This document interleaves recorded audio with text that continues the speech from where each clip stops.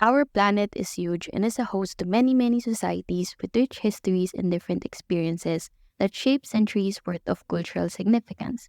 And with the onslaught of technologies that focus on connection and networking outside of our social circles, we are bound to learn and adapt to cultures that aren't necessarily ours.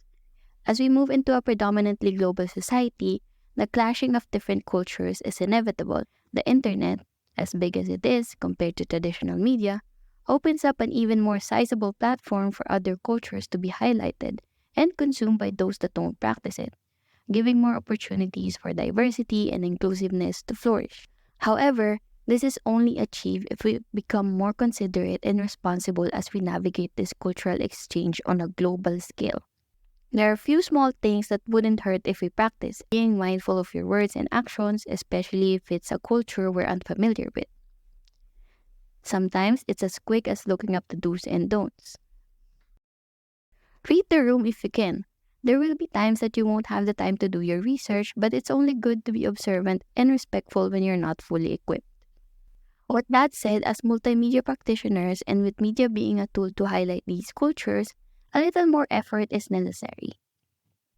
Culture is very much interconnected with history, so this should be the first thing to look into. For example, Black Americans have a rich but tragic history of racism in the context of the US, and this has resulted in years of misrepresentation in mainstream media, even in non-American content. Minorities in the West tend to share the same problem. As we adapt into globalization, we also have to know when we are overstepping. While it's cool to be interested in another culture and it's okay to adapt some into your work, we have the responsibility to amplify voices that and not speak over them. Like it or not, journalistic ideals are necessary for multimedia practitioners to uphold so as to not to become a tool in propaganda machines. In this age wherein information is a basic commodity, disinformation is also thriving when it shouldn't be. Inclusivity doesn't only come in the form of narratives, but also in the technologies that we use.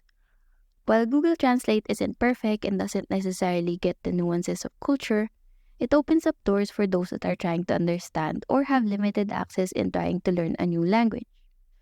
With the quick development of these technologies and continuously widening the gap in the digital divide, it's our responsibility to be the bridge.